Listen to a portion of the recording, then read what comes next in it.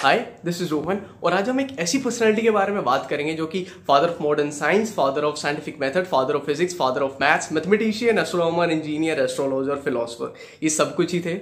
मैं बात कर रहा हूँ एक ऐसे इंसान की जिसके मरने के बाद भी उसके ऊपर 300 साल का बैन रखा गया। कोई उससे मिलने नहीं जाएगा, कोई उसकी फ्यूनरल पर नहीं जाएगा, फ्लावर्स नहीं चढ़ाएगा, जिसके ऊपर कई एलिगेशंस भी लगाए गए कि वो होली बाइबल को एक रॉन्ग प्रूफ कर रहा है, उसको डिसरिस्पेक्ट कर रहा है, जो कि किया था कैथोलिक चर्च ने। मैं एक ऐसे इंसान की बात कर रहा हूं जिसने ये प्रूफ किया था कि अर्थ असल में राउंड है और वो एक फ्लैट सरफेस नहीं है। जिससे पहले ये समझा जाता था कि अर्थ एक फ्लैट सरफेस है और अगर आप उसके पीछे अगर आप दूर तक भागोगे तो हो सकता है आप स्पेस में गिर जाओ, मतलब नीचे गिर जाओ, क्योंकि अर्थ एक फ्लैट सरफेस है। इन सारे मिथ्स को जिसने गलत प्रूफ किया था उसका नाम है गैलीलियो गैलीलेई। तो आइए बात करते हैं इनके ऊपर। इनका जन्म 15 फरवरी 1564 एक इटली में एक छोटा सा शहर है वहां पर हुआ था और इन्होंने कई इन्वेंशंस भी करी थी।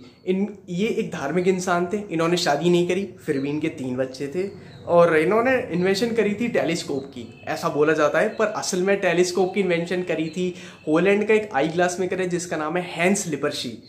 गैलीलियो गैलीली ने उस डिजाइन को इतना इंप्रूव किया था लेकिन कि आप जमीन से बैठे हुए मून की सरफेस देख सकते थे, जो कि 20 टाइम्स जूम था, जो भी किसी इंसान के लिए उस वक्त काफी बड़ी बात थी, क्योंकि बिलीफ ये था उस समय कि मून की सरफेस बिल्कुल स्मूथ है, वहां पर कुछ भी नहीं है, वो बिल्कुल रफ सरफेस नहीं है।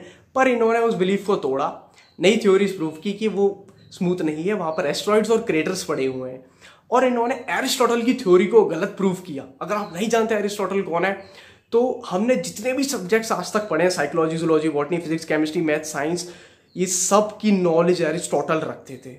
वो उन्होंने 220 से ज्यादा किताबें लिखी हैं, हर एक सब्जेक्ट की प्रॉपर नॉलेज रखते थे। जिस भी किताब को पढ़ते थे वो वर्ड टू वर्ड याद कर लेते थे। मतलब पेज नंबर 6 पर उन्होंने अगर कोई वर्ड पढ़ा है तो अगर आप कई साल बाद पूछे तो वो उनको आज भी याद होगा। एरिस्टोटल एक ऐसे इंसान थे, सिर्फ बहुत ही कम उम्र में उनको एक स्कूल है बहुत ही एक्स्ट्राऑर्डिनरी स्टूडेंट्स के लिए है, वो प्लाटो, वहां पर एडमिशन ले लिया था और बहुत ही कम उम्र में वहां पर उनको पोजीशन ऑफ डायरेक्टर ऑफर हुई थी, जो कि उन्होंने मना कर दी थी। अब एरिस्टोटल के स्टूडेंट थे अलेक्जेंडर द ग्रेट, जिन्होंने आपने जिनका नाम सुना ही होगा सिकंदर नाम से, जिसने इजिप्ट से लेकर पंजाब तक पूरा एरिया अपने अंडर में ले लिया था, जो कि वॉरियर थे उस समय के, ग्रीस के, और उन्होंने पूरा एशिया अपने अंडर में ले लिया था। अब जिसका गुरु ऐसा हो उसका चेला तो चालाक होगा ही।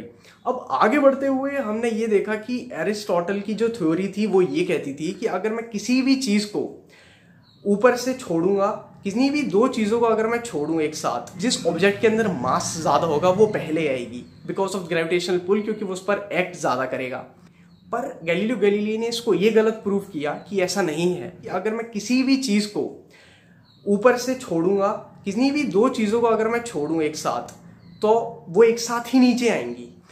पर ये चीजें लोगों को समझ नहीं आई, उन्होंने ये नहीं माना और उनकी थ्योरी को गलत प्रूफ करने की सारे लोग मिलकर कोशिश करने लगे कि एरिस्टोटल सही थे और ये गलत थे।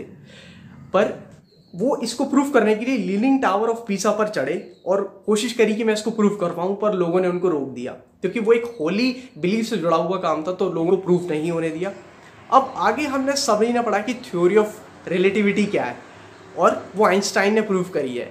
पर इससे पहले आइंस्टाइन उसको प्रूफ करते एरिस्टोटल ने ऑलरेडी उसको कोट किया था लोगों में। मतलब आइंस्टाइन ने सिर्फ दी हुई थ्योरी को प्रूफ किया है, उनसे पहले गैलीलियो ने ऑलरेडी ये थ्योरी दी थी। असल में थ्योरी ऑफ रिलेटिविटी गैलीलियो ही ने दी है, जो ये कहती है कि अगर मैं एक ट्रेन में जा रहा हूं और अगर उस ट्रेन की विंडोज बंद कर दूं तो आप ये पता नहीं लगा सकते कि वो ट्रेन चल रही है या रुकी हुई है। क्यों? क्योंकि अगर ऑब्जेक्ट 1 के अंदर ऑब्जेक्ट 2 है जिसकी स्पीड 0 होगी, अगर ऑब्जेक्ट 1 मूवमेंट में है, जो कि बात बिल्कुल सच है। और पहले के बिलीफ ये थे कि दुनिया एक फ्लैट सरफेस है, अगर आप दूर तक जाओगे तो गिर जाओगे। बिजली कड़कती थी तो लोग इसको एक्ट ऑफ गॉड समझ के इससे डरने लगते थे। उन्होंने लोगों को बताया कि ऐसा नहीं है, ऐसा कुछ भी नहीं है, दिस इज कॉल्ड साइंस। अगर आप किसी अंधेरे से डरते हो तो जरूरी नहीं कि वहां भूत हो। This is because the absence of protons which are actually the fastest thing travelling inside the vacuum at the speed of 3 to 10⁸ metre per second. मतलब वहां अंधेरा नहीं है, वहां सिर्फ सन का एब्सेंस है, जो कि साइंस है हर जगह। डरो नहीं इससे। उन्होंने लोगों को ये बताने की कोशिश करी पर लोगों ने इस चीज को नहीं समझा। उन्होंने निकोलस कोपरनिकस की थ्योरी को भी प्रूफ करने की कोशिश करी कि वो सही कह रहे थे। निकोलस कोपरनिकस का ये कहना था कि धरती असल में सूरज के चक्कर काट रही है और सूरज बीच में है। पर लोग ये कहते थे कि नहीं, धरती बीच में है और सूरज चक्कर लगा रहा है। पर जो कि निकोलस कोपरनिकस इस चीज को प्रूव नहीं कर पाए, वो प्रूव करी गैलीलियो गैलीली ने, जिन्होंने बताया कि असल में धरती सूरज के चक्कर काट रही है और सारे प्लैनेट्स एक ऑर्बिट में अपनी एक्सिस के साथ रोटेट कर रहे हैं सन के अराउंड, जो कि सन स्टेशनरी और बीच में है। ये चीज़ें गैलीलियो गैलीली ने प्रूव करी, पर वो कैथोलिक चर्च ने इस सारी चीज़ों का अपोज किया। क्यों?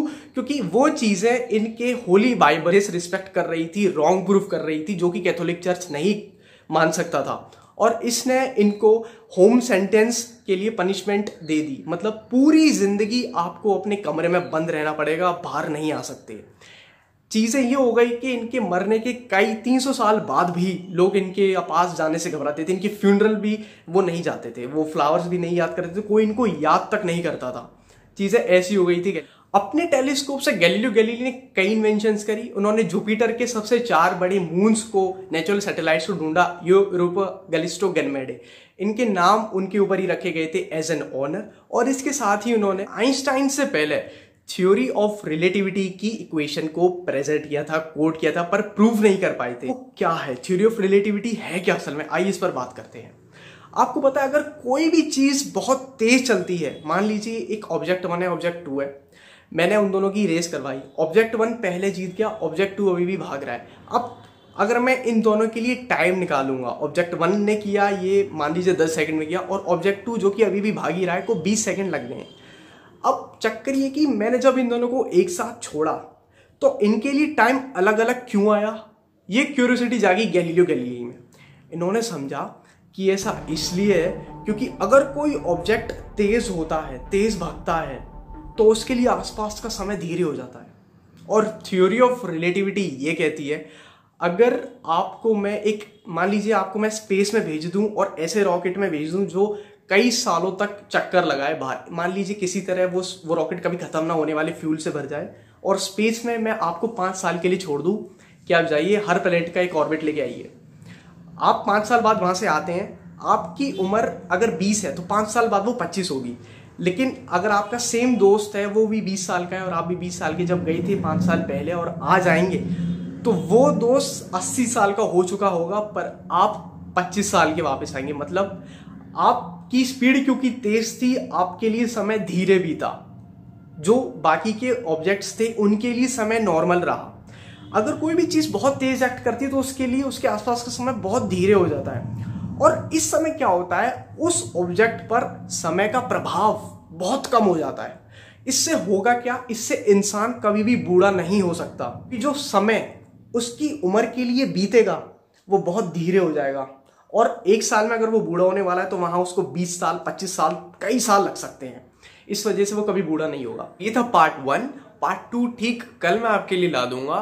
तब तक के लिए मैं आपसे आशा करता हूँ कि आपको कोई भी सवाल हो तो आप मुझसे जरूर पूछेंगे, और मेरे चैनल को सब्सक्राइब कर लीजिए। चलिए बाकी का चलते हैं। ठीक है, बाय बाय बाय।